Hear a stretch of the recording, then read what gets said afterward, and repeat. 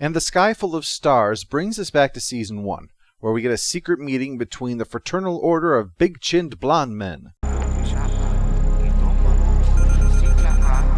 Only another member could know of that secret greeting. Blessings of Ryan Gosling be upon you. Another meeting is taking place, although an unplanned and unwelcome one for a security officer who owes money to some crooks. I'll have the credits for him first thing tomorrow. You said that yesterday. It's not my fault. Neither is this.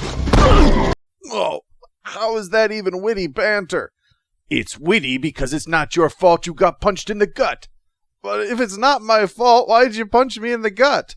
Well, because... All right, you win this round, Copper, but next time you better have the money or it'll definitely be your fault. So he's under some pressure, but we soon learn where he plans to get the money, from the Order of Big-Chinned Blonde Men. They rendezvous, where the one who has been waiting in the station reveals that the target is none other than Sinclair. After the titles, they then get busy building something.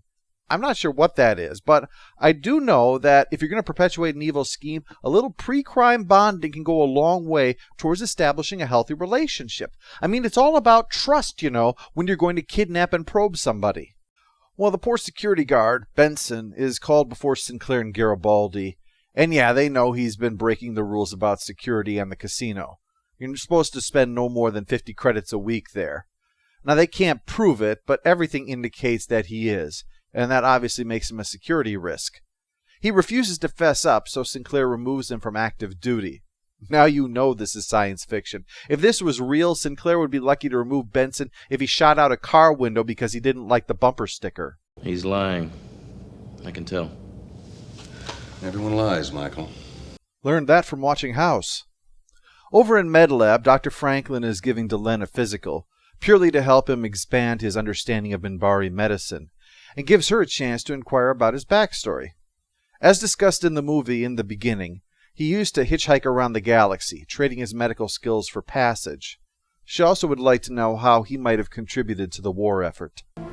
Those of us in xenobiology were told to hand over our notes on your people to be used in genetic and biological warfare. No! I destroyed my notes rather than have them used for killing. This is a pretty hardcore origin story. What about you, Ambassador? What did you do during the war? Oh, me? I cast the deciding vote to exterminate your kind. Thanks for being a complete pussy and making that easy for us. Meanwhile, we discover what Benson is getting up to. He steals an energy pod from the station and trades it for a big payday. The last thing that they need. Now they can finally run that black market mani-pedi shop, and once that's running, the world will be next. Next thing we know, Sinclair is dreaming about his time during the Battle of the Line, and wakes up soaked in sweat. But he's perplexed, and it looks like his equipment is all dead. Computer. Sinclair to maintenance. Sorry, I'm having trouble understanding right now. Please try a little later. Sinclair to maintenance. Observation. Security.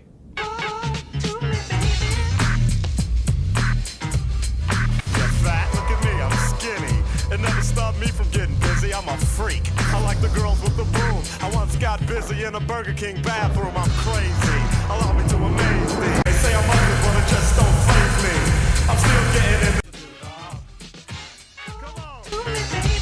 I do the Humpty Hump. Come on, I do the Humpty Hump. Check me out, y'all. I do the Humpty Hump. Sinclair's looking everywhere and can't find anybody. And yet, after the commercial break, we see that everybody is perfectly fine. Babylon 5 is as busy as always, and we get a nice little clue in the paper that Garibaldi is reading.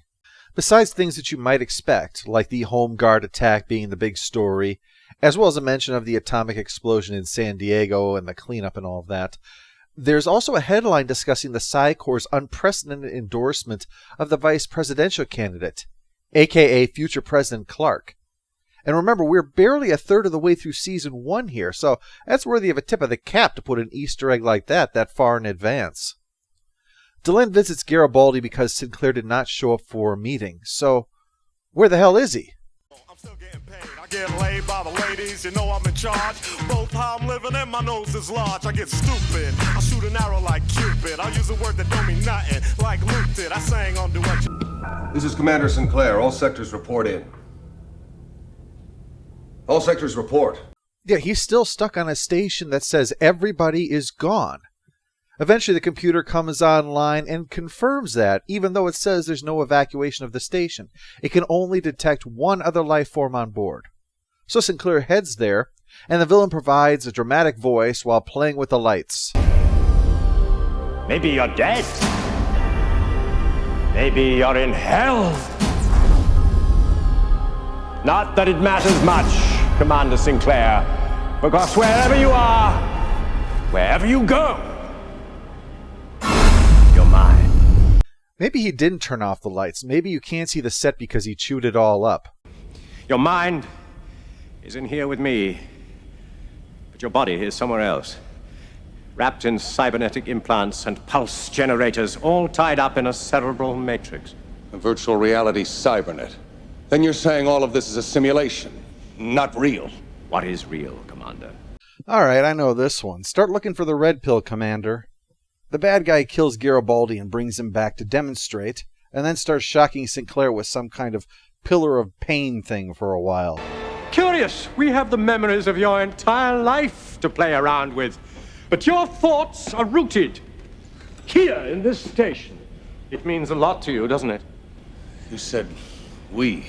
My associate is watching over your body while I'm in here with you. He's making sure nothing unfortunate happens to it until we get what we came for. And I am prepared to inflict as much overacting on you as I must to find the answer!